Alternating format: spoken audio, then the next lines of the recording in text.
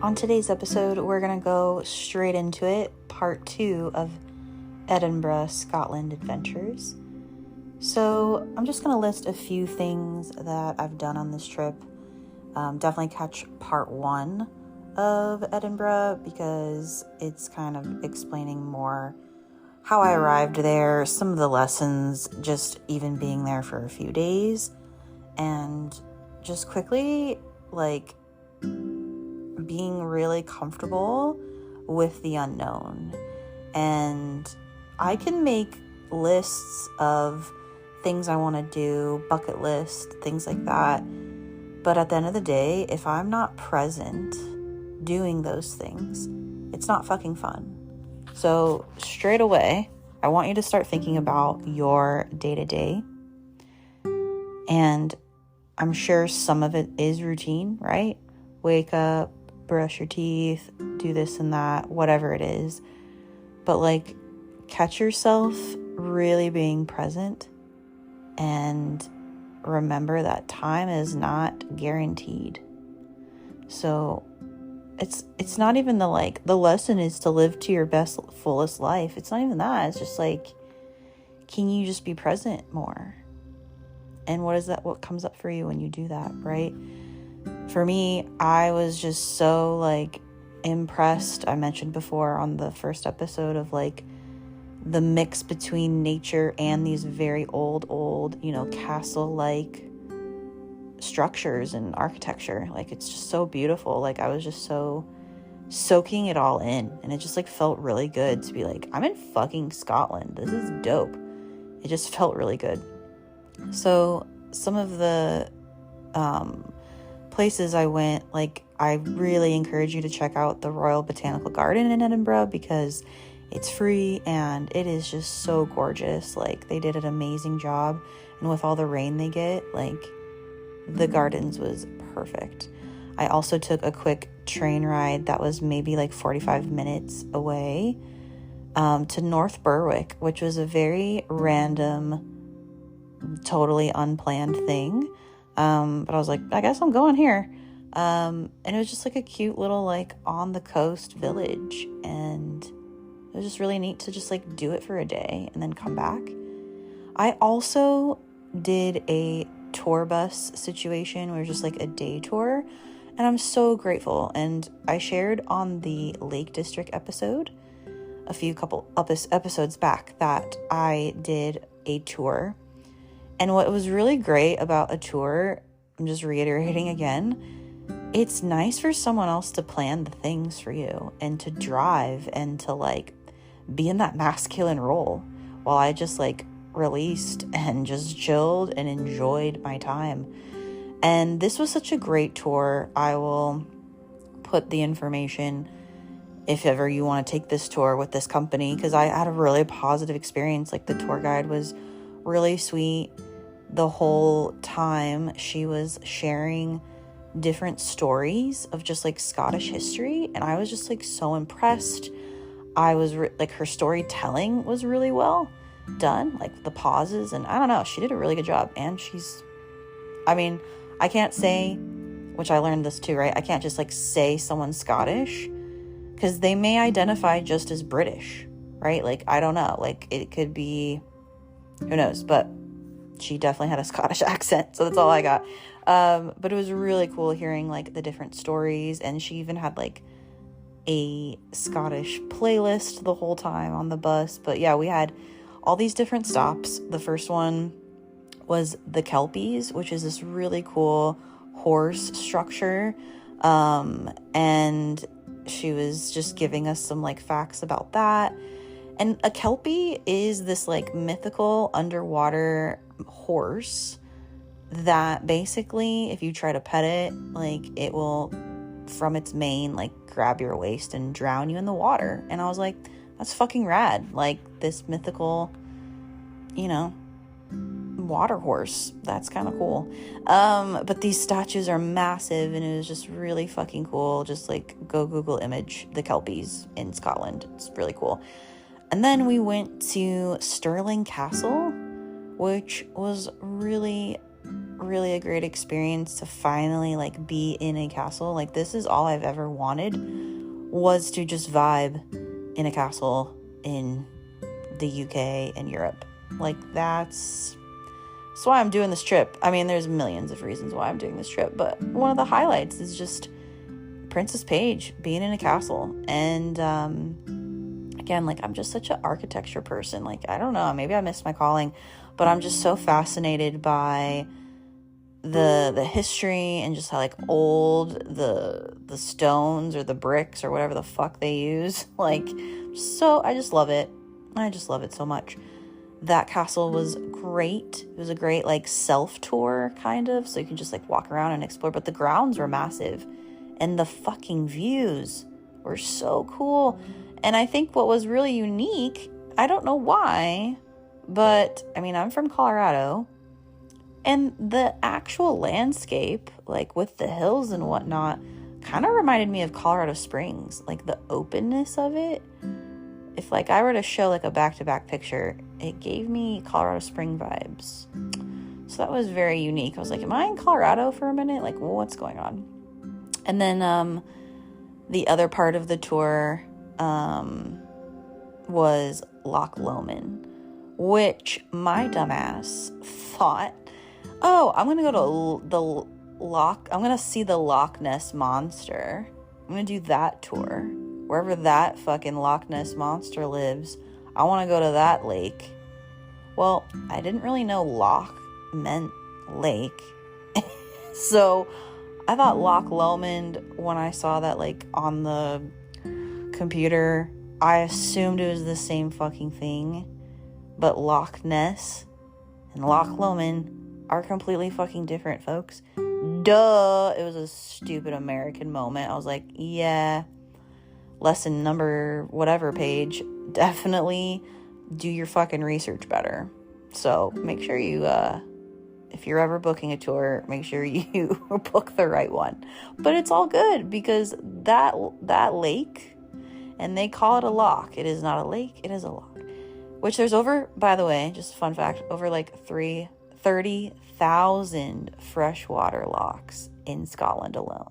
30,000. Okay, anyways, that loch was so calming and beautiful and peaceful, and people were fishing, some were boating, but oof, I loved it. And then I had a little history lesson of the Loch Lomond. That's a song, and a lot of people sing this at weddings, I guess, but it's really just about like these two warriors that were brothers, and they were captured and both held prisoner, and one of them, and you know, they told both of them, one of you is going to die and the other one you're gonna live, and so you can run, you know, you can go back home. And so they both brothers were debating who's gonna go, who's gonna stay, and basically, you know, one of the brothers obviously got killed. But it's these lyrics of like, but you know, when the brother got killed, and then there was a note for the other brother to read, and it said like, you take the high road, I'll take the low road, and we'll meet, I'll be in Scotland before you. And it's just around this principle. You can read the rest of the lyrics, and I'll try and find a link and I'll put in the show notes as well, like the real like long story. But it's just this idea in Scotland, they believe when you die, like you do go back home before you go to heaven. And you know, wherever home is for you, like I started tearing up like on the bus, like while she was like sharing that story on our way back home. And I was like, oh my God. And then she played the song, and I love that song now. But yeah, it was just like really a special experience when you go on a tour. You're gonna hear, you know, you're gonna hear stories that you never got the chance to. So I felt it was just like a really good experience. And then also the following week, I went to Glasgow, which was a very short train ride, but that's where Glasgow University is, which was set in the fucking like, this university is literally in the 1400s. Like, America is such a fucking infant. Someone was like, yeah, this school's building is just older than America. And it's like, if buildings are older than America, I can't even. It's just like mind-blowing. But check out Glasgow, folks, because it is so beautiful. Like, this university is like where they filmed many, many movies, one of them including Harry Potter. Like, it just gave this like cool castle vibes at a university, and I like couldn't not think about like, what if I went to school here? What if I lived my life here? And it just got you on one of those tangents, you know, when you like think about, if I just did this one thing differently, this is where my life would be. So that was dope. Love Glasgow, and it was a little bit more quiet and peaceful because school's out right now. But then I find like, I was also, this whole time I've been in the UK, I've been just like dreaming about the perfect raincoat, because I don't have a raincoat.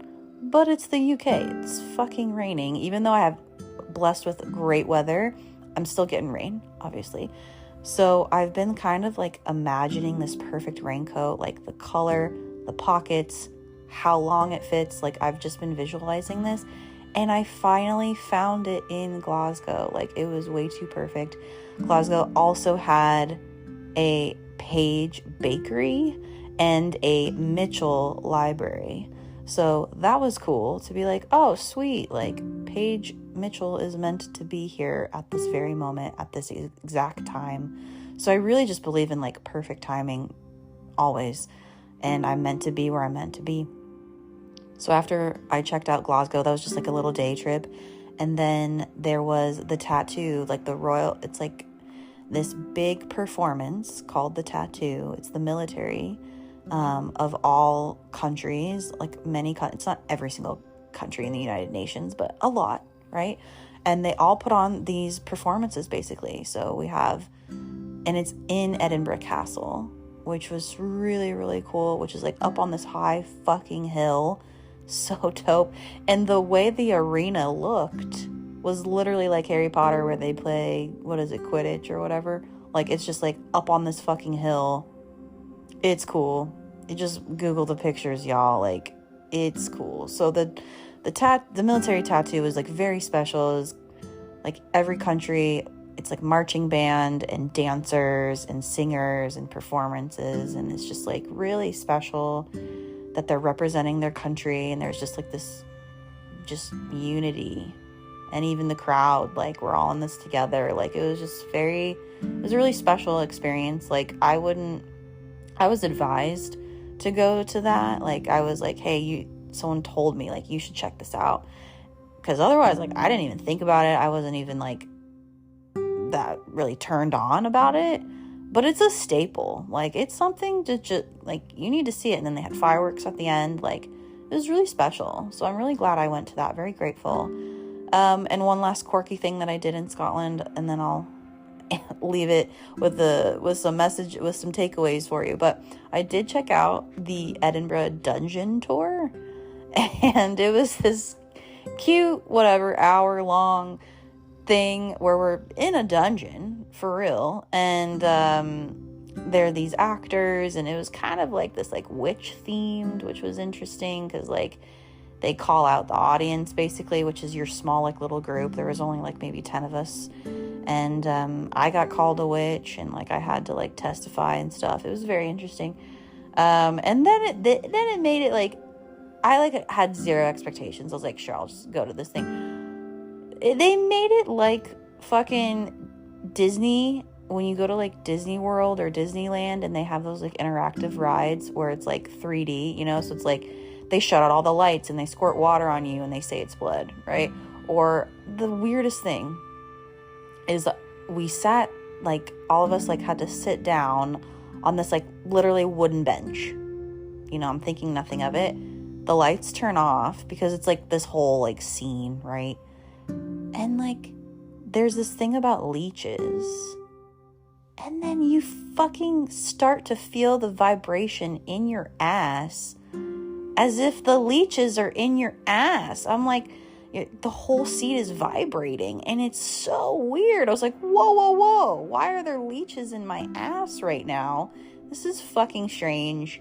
It was very bizarre. It was just like a very, like, out of all the interactive things, like the spray of water pretending it's blood, yeah, I get it. And like the lights and special effects and stuff like that, like I get it. But like the leech, like literally as I'm sitting down on my ass, like that's a little much. But I mean, I don't know. I'm not like a props designer or whoever the fuck invents these kind of interactive tours. But it was very interesting. I also got to check out some mini golf and bowling. That was fun as well. So yeah, Scotland had plenty to do, plenty to see. Good, really friendly people. They also had Dishoom, which was the first real good Indian restaurant I had in London. It's a chain. So they had that as well. I'm just really, really satisfied with my Scotland trip. So to wrap up here, remember to be present. Really soak up these moments because time is not gifted to you. And just go with the flow when there is structure.